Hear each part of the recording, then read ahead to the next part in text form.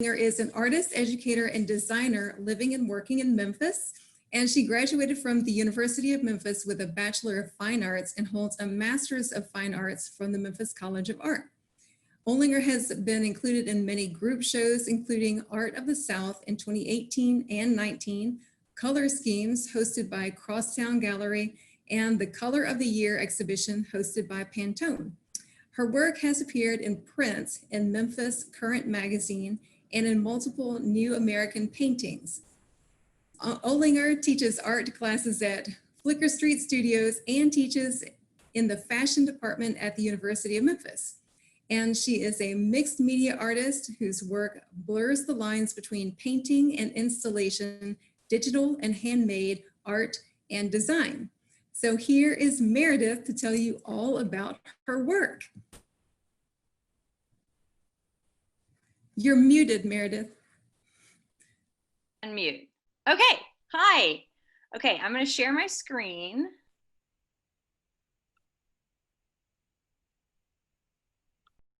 I'm so tech savvy.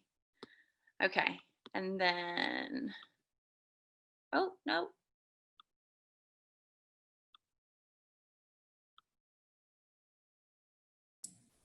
Okay, okay.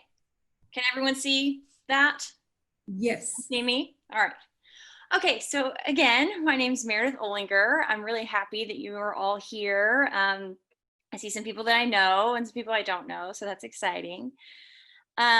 So I am an artist and an educator and a designer. So I do, obviously I make paintings and collage works. I work in fashion. And I also teach, and this is a photo of me at Flicker Street teaching a printmaking class. So that's a huge part of my practice. And all three kind of work together to form what I do and who I am really. So I work in mixed media. I work with painting, drawing, printmaking, collage, textiles, fashion, and design. So I am pretty much interested in everything except sculpture. I'm trying to get into sculpture, but I have a hard time getting into 3D really, unless it's textiles. And these are some messy shots in my studio. I work down at the Medicine Factory downtown, which is a really great space. I've been there for about a year, and these are some really messy shots. I mean, it's always this messy, so I can't really say it gets much cleaner than this. So the work that I'm currently doing is mainly based on pattern, and a lot of that is wallpaper. I design wallpaper that I either make by hand or I have printed digitally. And then I will collage all of that and layer it onto a surface and then rip away at it and kind of see what happens and then work back into it. So I'm really inspired by old billboards or found walls that have layers of paper and wallpaper on them. So sometimes I'm looking to images like that to kind of inform the work, and sometimes I'm making a completely new thing. I will also photograph my work. So you can see here, oh, I don't have my cursor. Over on the right-hand side, that is a photograph actually of the work as I was making it. And I turned that into a pattern and then put it back in the work. So nothing gets lost, everything gets saved. And I'm constantly just kind of, my work is kind of churning and self-referential. And yeah, so I really am constantly building my pattern base. So it took me a long time to get to this work. And I think as I've been teaching, I find that a lot of people struggle with, you know, how do you know the type of work you should be making? Or, you know, how do you know when something feels right? And I kind of wanted to just walk you all through how I got to this point, and maybe you'll get a little, you know, inspired or something from that. So I went to college in 2006. And I wasn't interested in art. I didn't know any artists. I didn't know anyone that made art. I was interested in fashion design. And at the time, there was no fashion design program in the state. And, or if there was one, I think there was like a little unaccredited private college, which I couldn't have afforded anyway. And so going out of state just really wasn't an option for me. So my parents encouraged me, you know, go do art, just go, you're gonna love it, it's gonna be great. So I started painting and I just fell in love with it. I loved the process. It felt really right. It felt very natural.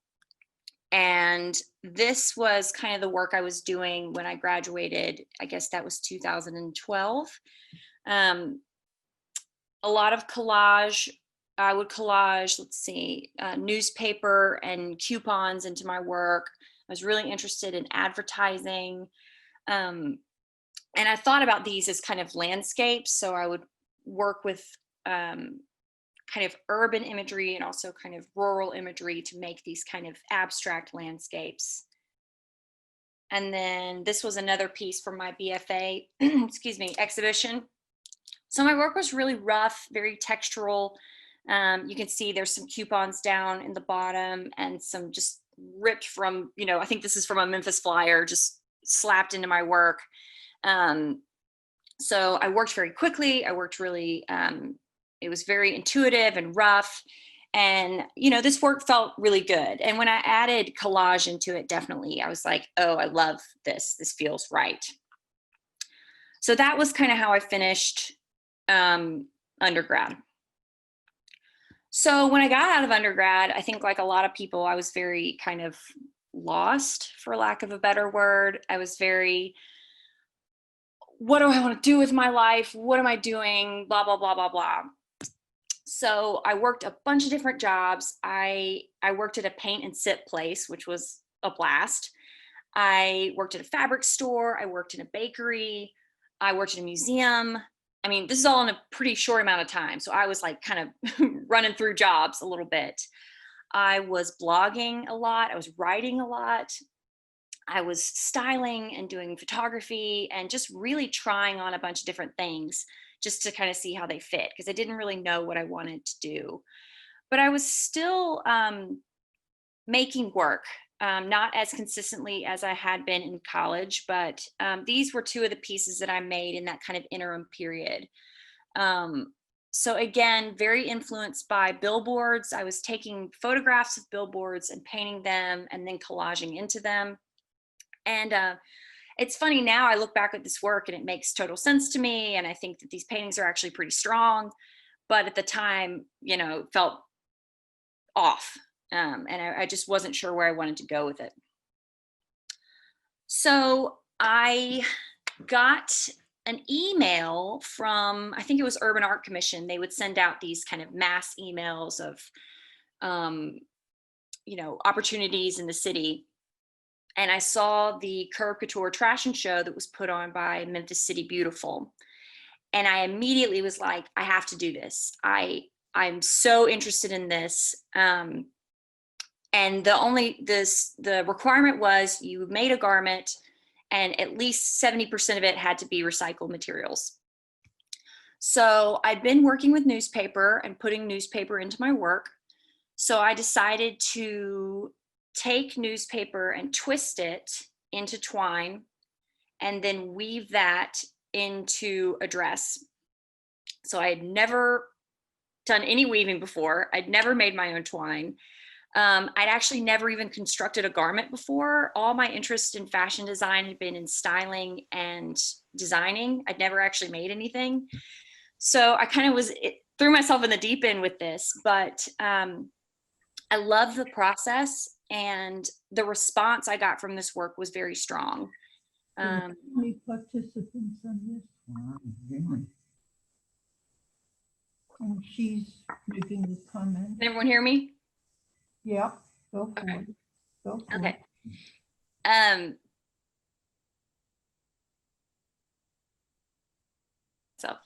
Oh, okay. All right. Okay. Sorry. So I got a really good response from this work. And so I thought, I'm going to pursue this and just see what happens. So Oh, I decided to do Memphis Fashion Week. This was in 2014, I think, 2014, 2015.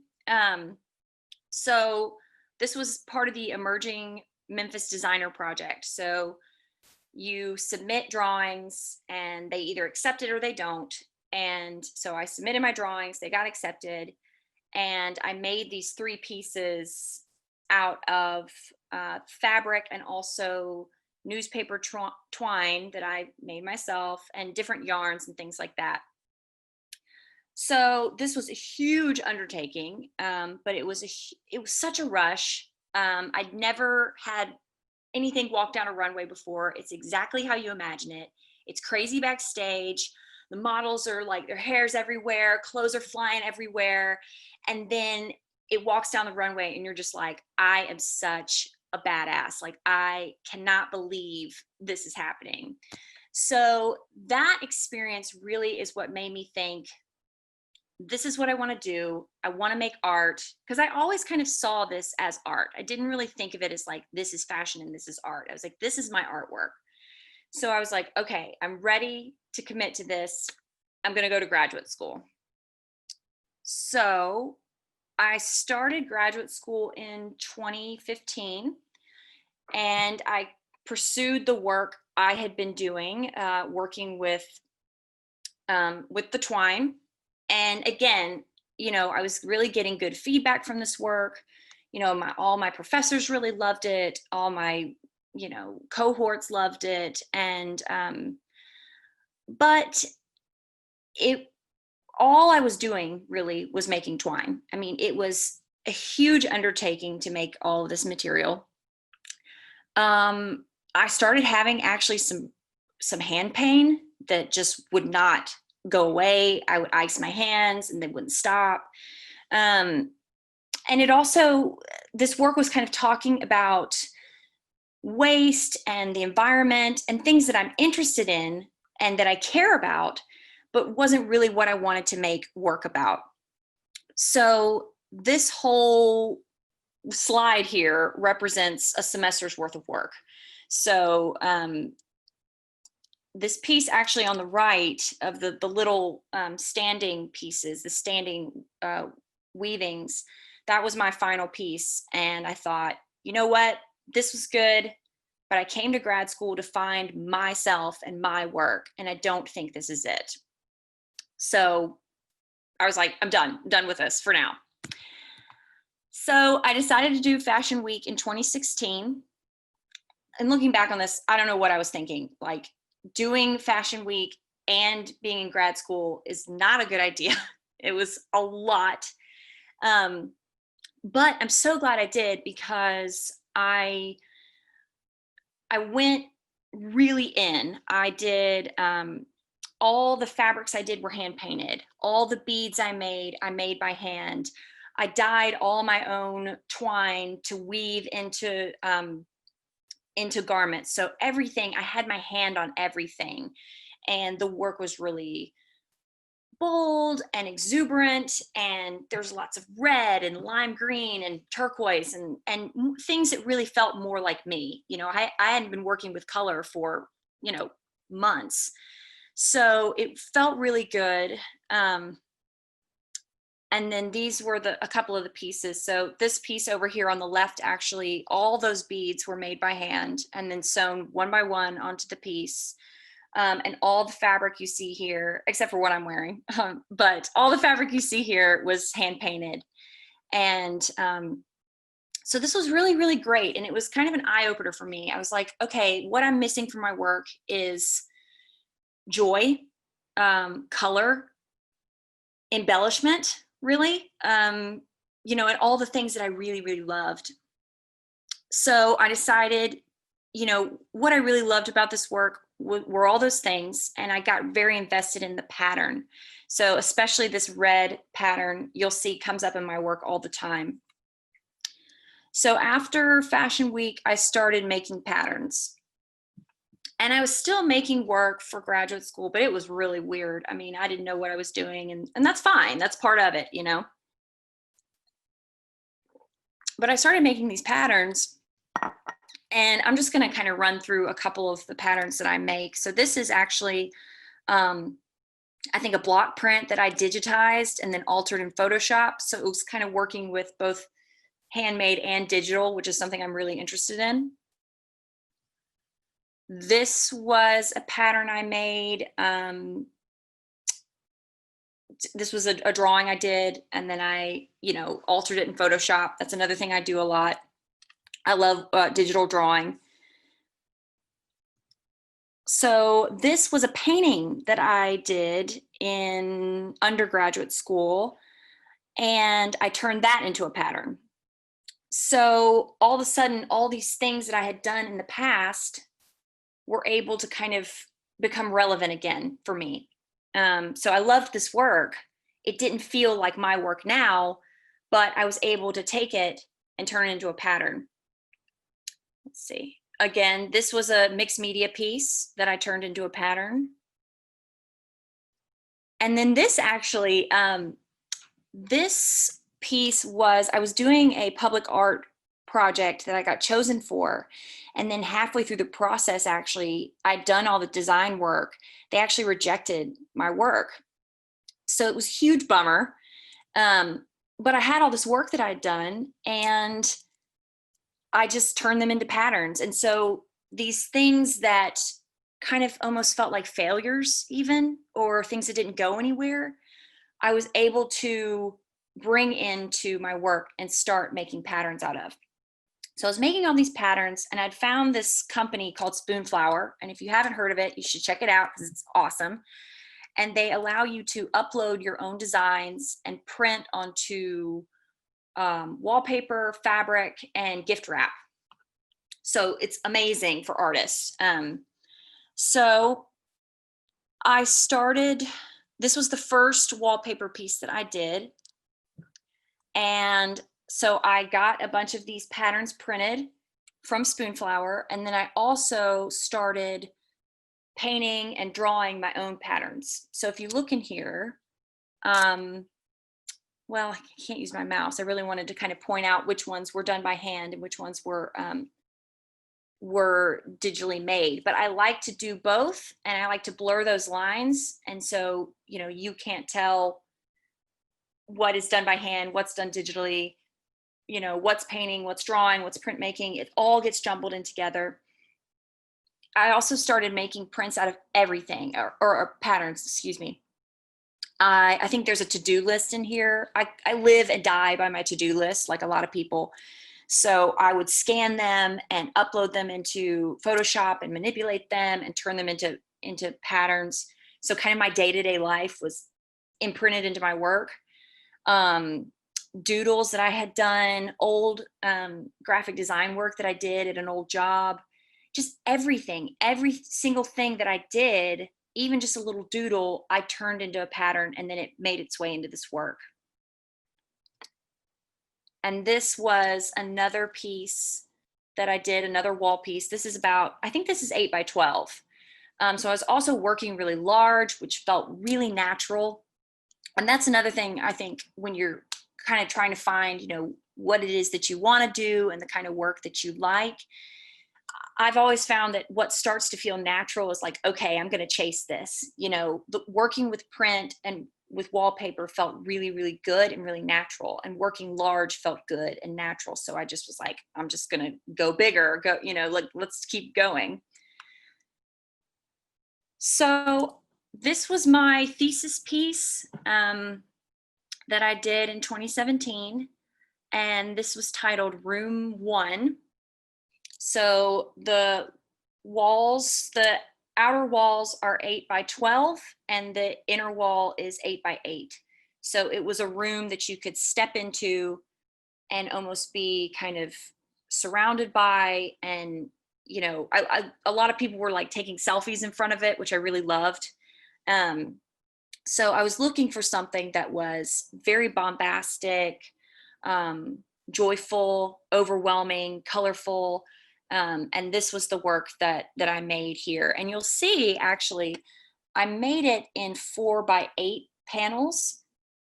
And I did that, A, so I could get it through a door, and B, I wanted to rearrange it. I liked the idea of mixing my work up, of being able to put it in a new location and in a new arrangement. So that's what I did. Oh, hold on. I'll show you this one first. This is just the left side of the piece and the right side of the piece. So that was the end of graduate school, and that's how I got to this work. And then since then, I've been working in this vein. So I took this piece, the room one, and reconfigured it for a show, for a couple of shows actually. And it was really fun. I mean, it was fun to just kind of move it around and just kind of see what compositions would come of it, you know, and play with it. So this was, and I did this actually front and back. So this is the front of the piece, and this is 8 by 12, and this was the back. So another thing I was really interested in was, and I think a lot of this does come from fashion, is the kind of experience of my work. I wanted people to walk into it or to walk around it, you know, have a different kind of experience as opposed to just stepping up to a painting, looking at it, and moving on to the next painting, which there's nothing wrong with that either. I mean, I do that as well. But with this work, I wanted something a little different. So I was also able to take this process and kind of take what I do and put it into a different context. And I think what I mean by that is this was a mural that I did, a short-term mural in downtown Memphis. And all of the patterns that I made were actually Memphis themed. So you can see the pigs are in there. I did, you know, pigs for barbecue. There's a pyramid pattern. There's a 901 pattern. There was the M bridge pattern. I can't really see any of that, but I made all of these for this project. And then I was able to do what I do, which is collage and rip and, you know, make this thing. But the patterns themselves were made for the project. So I did that a couple of times. I also did that this was the piece that I did for the Pantone Color of the Year exhibition in Grand Rapids, Michigan. So Pantone sponsored, this was 2018. The color of the year was ultraviolet, which was very purple. I would say Barney purple. And so I made all of these patterns for this project and made this large scale piece. And this is pretty big. It's about 7 feet tall and 6 feet wide, something like that. And this was the first time I actually came off of a panel. This is just paper. And so I was able to get this kind of funky shape because I wasn't dealing with wood anymore. I was just dealing with the paper, you know, and I can manipulate it in so many different ways. And also about the color of the year, I'd actually been working with the color of the year since 2015, I think 2015, maybe 2016. Because I'm interested in design, I liked this idea that Pantone was like, oh, here's the color of the year, everyone should use it. And so I was like, okay, I'm going to do that. And so I would make these patterns based on, you know, I think greenery is actually in there. Greenery was 2017. And then there was like the millennial pink in 2016. And then this year is like a classic blue, which is actually a really fabulous blue. So that was really something I was already doing. So when I applied to the show, they were like, yes, of course, like you have to do this.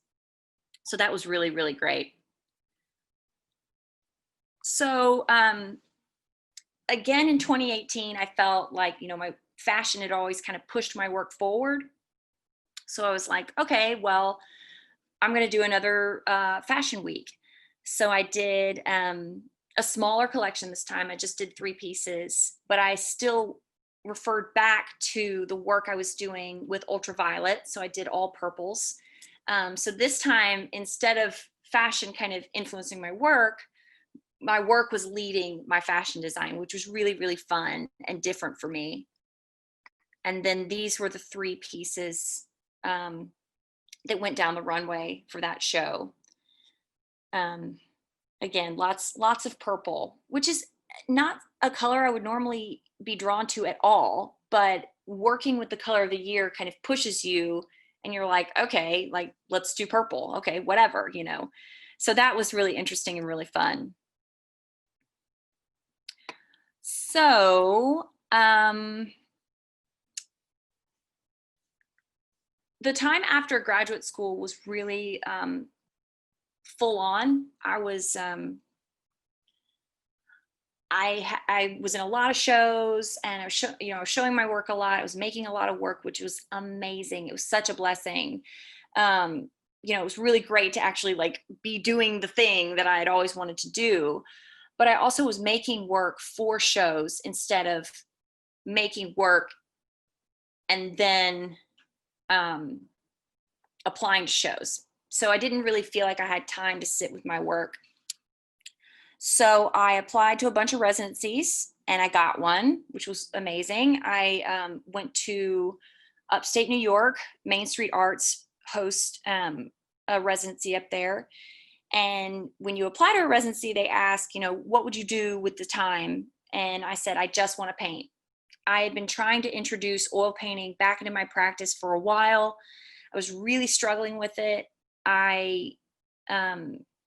It was like I kind of forgotten how to do it. I've been doing collage and had really thrown myself into collage that I was like, I don't know how to do this anymore. So I went up to upstate New York and I painted for a month, and it was fabulous. It was absolutely fabulous. It was probably the best thing that's ever happened to me. I hiked during the day and I wear myself out, and then I'd go to the studio and paint into the night. And I came away with some really good paintings. So this was one that I did. I did 3 large paintings. Because I was traveling, it all had to fit in my car.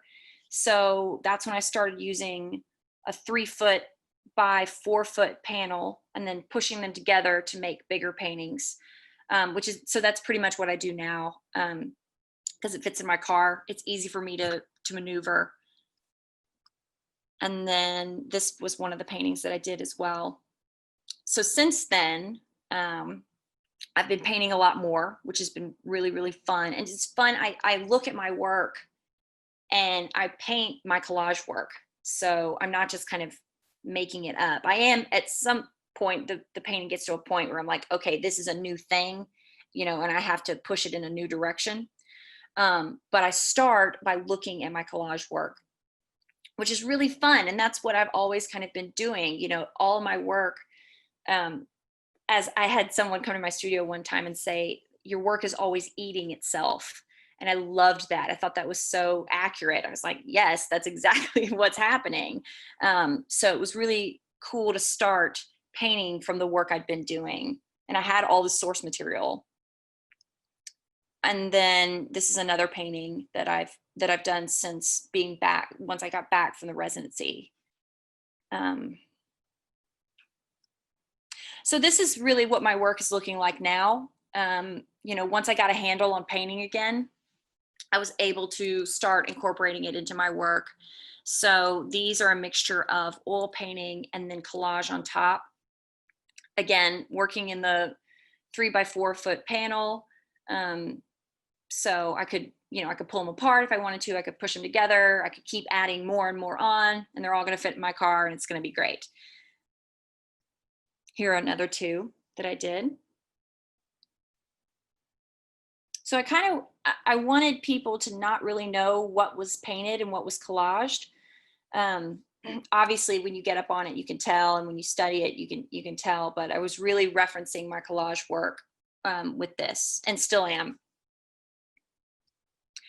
Oh, so I also have been teaching a lot during this time.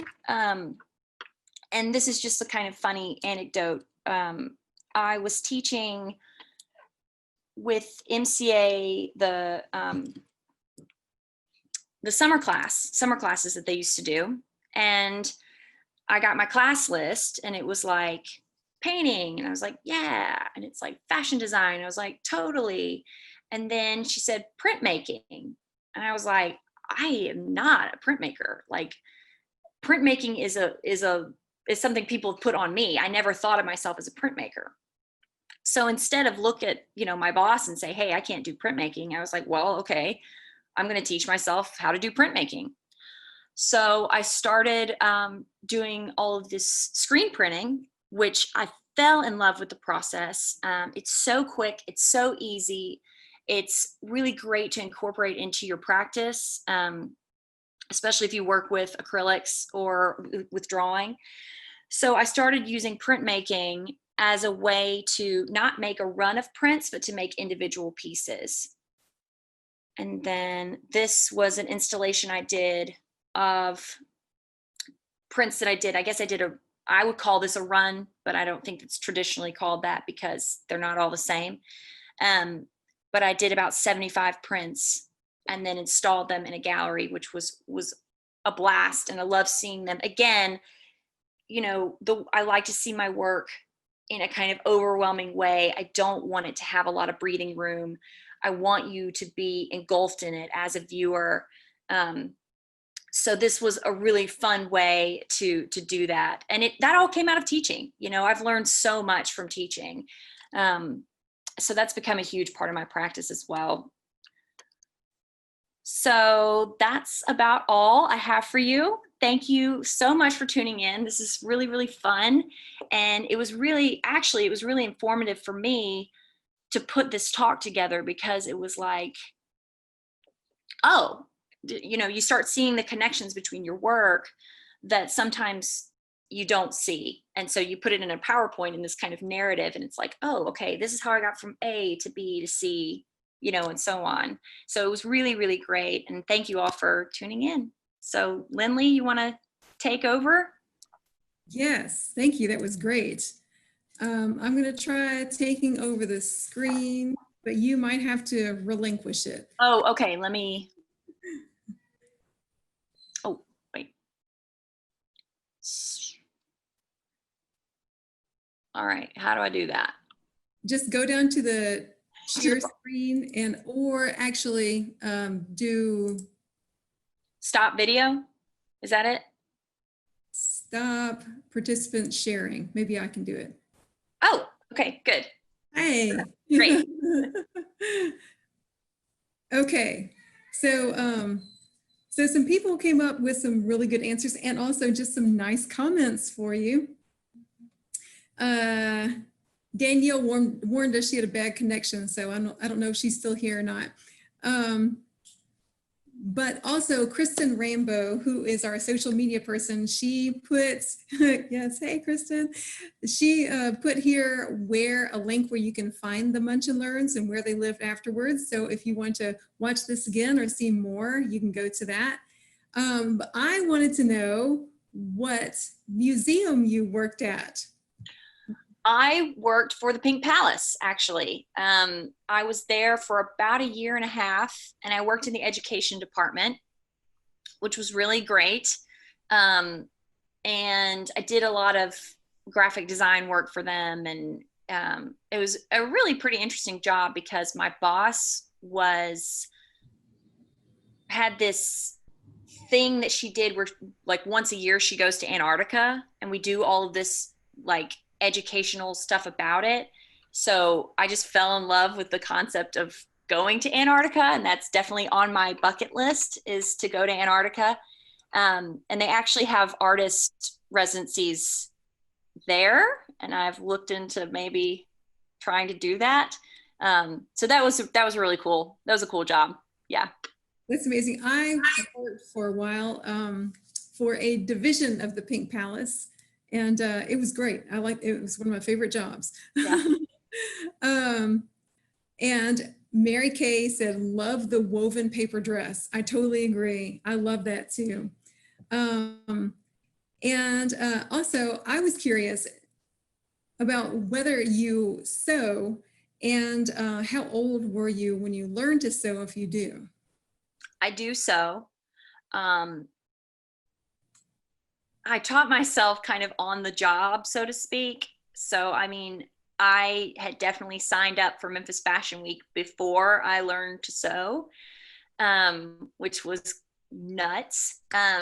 So I was probably 20, 25, 26 before I started sewing. And I'm not great, but I can get by. And yeah, so it was definitely, that's been a newer kind of thing for me. Yeah. But it's amazing to me listening to you talk about how you will just dive into doing things that you don't know how to do. Yeah. That impresses me a lot. And let's see. Have you thought about opening, this is from Joanne, have you thought about opening your own clothes boutique for young and young at heart? I would need a big staff because it's funny, I have some friends that do have fashion lines, and it's a huge undertaking, and getting things made is the biggest problem. You know, they either have to do it all themselves or they have to get manufacturing, and manufacturing can be kind of morally kind of iffy sometimes. If you want to do it cheaply, which is, if you're starting your own business, is kind of the way you have to do it.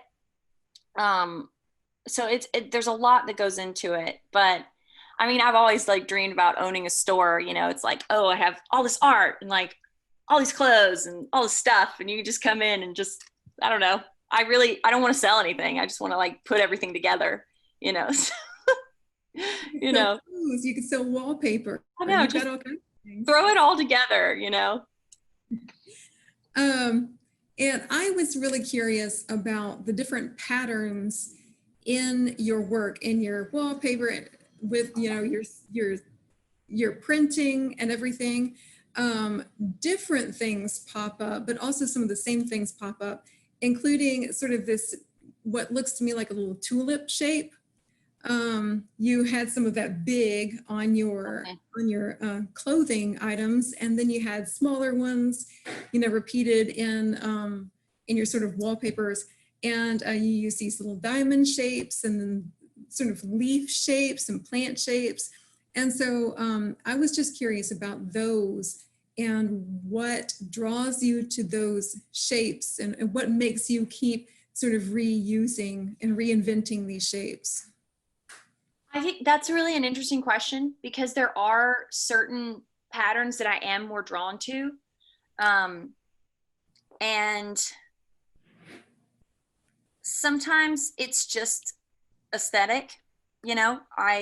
Especially, I think like you said, the tulip shape, I generally do that in pink or red, and those are my favorite colors. And I think when it comes to putting a piece together, I find that red is really powerful and an easy way to kind of get things going in a direction that I want them to be going.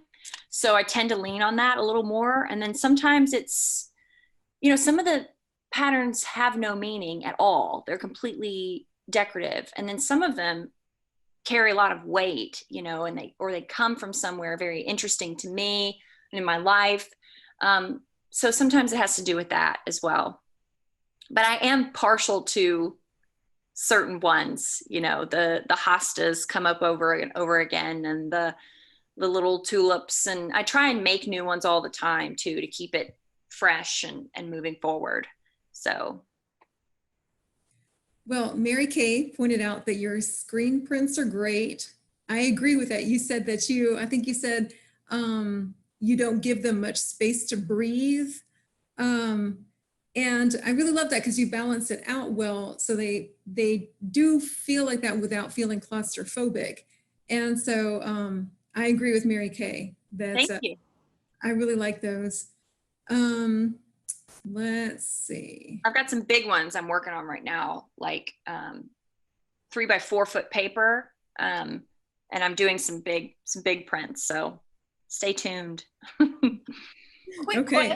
Quick question. How do I send a chat message? I typed it. Just go down to the bottom where it says chat. Click on that and type in the question, and it might not have popped up for me yet, so I might not have gotten to it yet. Oh, okay, it's still sitting here, but okay, never mind. I mean, it doesn't look like it went, but that's okay, not a problem. Okay.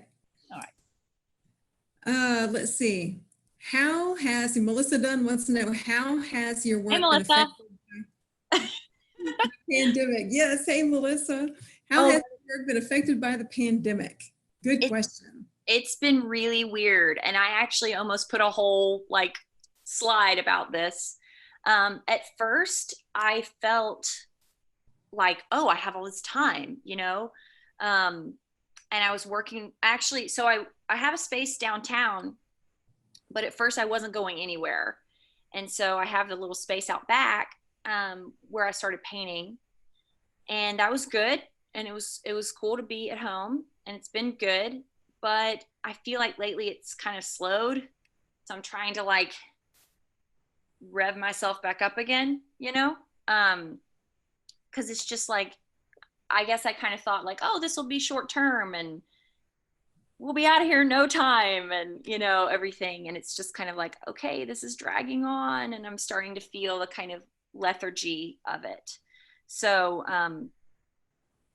yeah, it's been weird. It's been weird, you know, and I think for a lot of people, it's been strange.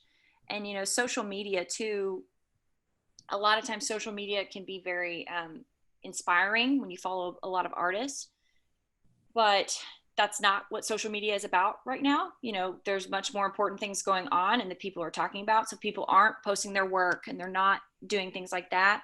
So that's been kind of difficult too. You know, it's like, oh, sometimes seeing other people's work, it's like, oh, I got to get in the studio and I got to work, you know? So it's weird. It's weird, but I'm trying to keep going, you know? Well, thank you. Yes, it's weird. Everything's weird right now. Everything's weird. Yeah. But I'm glad you are carrying forward with your work and Oh giving yeah, it's going.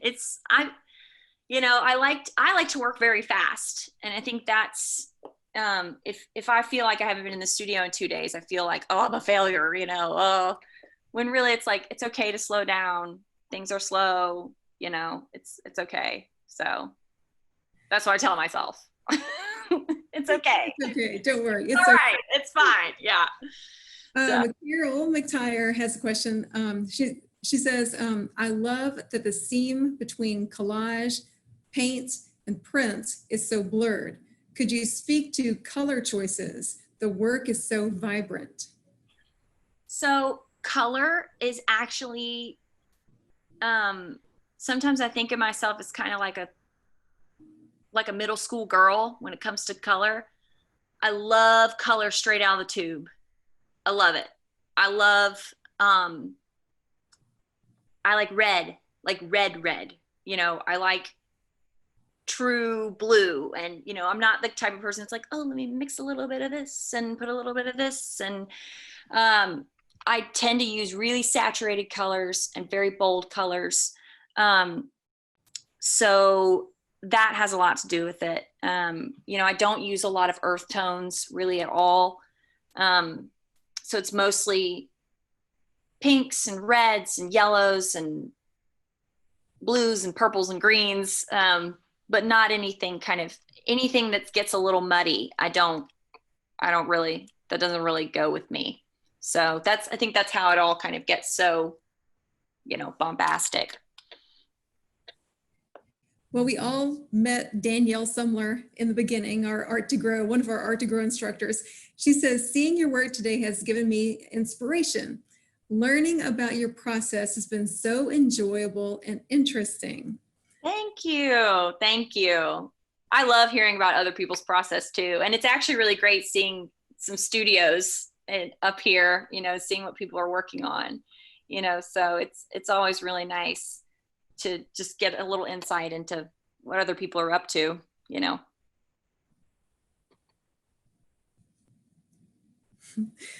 Carol says, middle school girls colors. What a great description. That's pretty much it. That's pretty much it.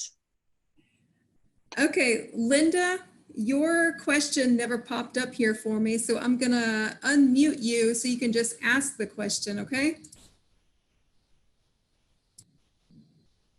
I think I am.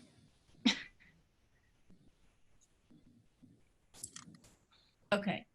I was just saying that what Meredith showed and talked about really has given me ideas for how to go back into the piles of stuff that I consider not finished and move to doing something more and keep doing something more. It's like I kind of forgot some of the lessons I got from classes with Meredith, and now I've been reminded.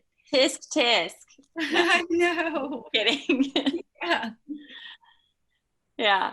I don't throw anything away, which is a problem, but everything kind of gets, there's just piles of scrap in my studio, just piles of it. Because I'm like, oh, I need this one little scrap of paper, you know, might be the perfect little piece in one of my paintings. So I just hold on to everything. So that's good. Yeah, it's good to hold on to stuff and rework it and, you know, tear it up, you know, whatever, you know, it's fun. It's just paper, you know. I get intimidated. I mean, I think, oh, I'm going to ruin a piece, and so I don't do any more with it. And when I took your class, especially the acrylic, and you kept making us obliterate the previous week's work and build on top, that really helped. Yeah, you got to keep going. You know, good enough is not good enough is something I tell myself a lot. You know, I have a lot of paintings, and I think that's the thing, Melissa, going back to your question about the pandemic, I have a lot of paintings in the studio right now, and I think they're good, you know, they're okay. And I have the time to sit with them, which is good, you know, but I think I keep telling myself, oh, they're not good enough, you know, good enough is not good enough. So that's kind of a weird process. I think I just need to get in there and just destroy them, and not destroy them literally, but just, you know, paint, put some stuff on them and just revitalize them, you know? So can't be afraid of your work, which is hard, but true. Well, Joanne has a question. She says, have you thought about teaching art classes remotely to students at home because of the pandemic? I know people are doing it, and I would like to. The thing that always comes up to me is kind of like materials. How would we do that? But I actually was thinking, you know, it'd be really fun to do a digital class, like a Photoshop class or an Illustrator class, you know, because people are always looking, you know, to incorporate. Photoshop's a really great tool, and it's not that difficult. It's not that complicated, but people are pretty intimidated by it. So I've thought about that. I don't know. I mean, if people are interested, you know, email me and we'll talk, you know, we'll talk about it, because I'm open to it, you know, definitely. Well, it could be too that members of our staff, like, I'm going to throw her name out there again, Danielle Sumler, who are really, you know, we had to dive into doing things like that, whether we knew how to do it or not. And so we figured out a lot. And I know that Danielle and Kristen and Karen have figured out so much. So I'm going to volunteer them to be resources for you. So let me know if their contact information or anything. Okay, perfect. Thank you. Yes, I will. I don't want to show my video because I'm scared I'll lose connection again, but hopefully you can hear me. Yes. Yes, we have at the beginning, I think it cut me off and you couldn't hear. We actually taught some live classes this morning right before I came into the Munch and Learn. So yes, if you have any questions, we are happy to share what we've learned, because it's a very interesting curveball. Yeah, great. Thank you so much. Okay. I don't have any more questions over here in the little group chats.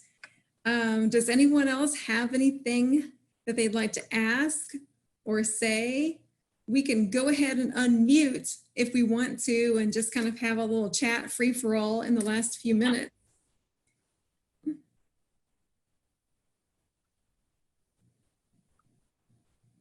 That either happens or everybody's shy. Oh, yeah. It's okay if everybody's shy today. That's fine. I really what enjoyed name- your talk. Oh, go I ahead. just really enjoyed the talk. I'm so sorry. I'm talking over people. So so nice to see those collages that I call kind of a reverse collage where you've torn away things. I like that a lot. Yeah, thank you. Thank you. Yeah, I like that. I like that term, reverse collage, because it is, it's about putting it in and taking away, Exactly. both. Exactly. Yeah.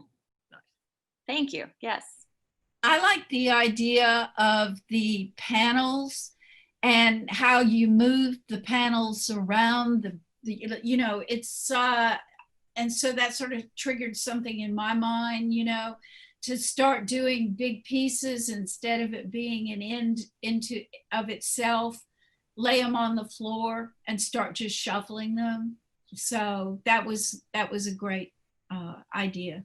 Yeah. I mean, I think too, a lot of times that comes out of necessity. I can't have an 8x12 foot wall. What am I going to do with that? And I think that, like, even if you want to work large, buy a pad of paper that's all the same size, make a bunch of pieces, grid them up, it becomes one piece. Mark Bradford actually does that sometimes. He has these huge pieces, and then you watch him install it, and it's these tiny pieces of paper, and you can't even tell. So there's ways to be creative about that, and to not have a 12-foot wall in your studio. So yeah, Where you have to climb on a ladder to get to the top. get to it. Yeah, exactly. Yeah. I have a question for Meredith. Can you tell me, have you thought about doing some of your designs, your into puzzle pieces, crossword puzzle pieces?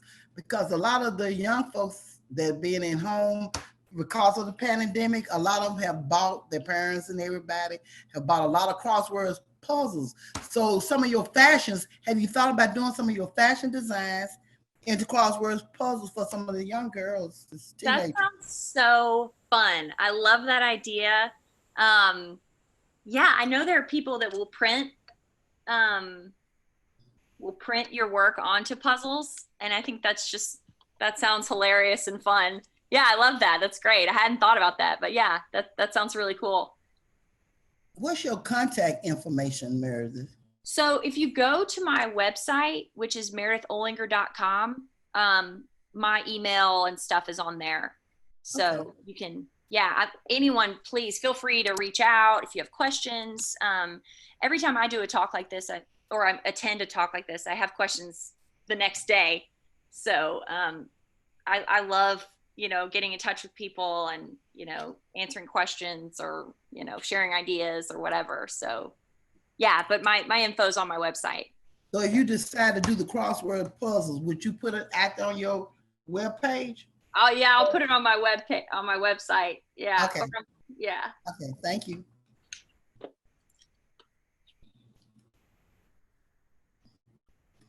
Okay, anything else? All right, let's all tell Meredith thank you. She did an amazing job. Yay! Hey, Thank you, Meredith. thank you. Thank you for attending. This was great. Thank you, Lindley, for setting it up. Yeah. Thank you, Meredith.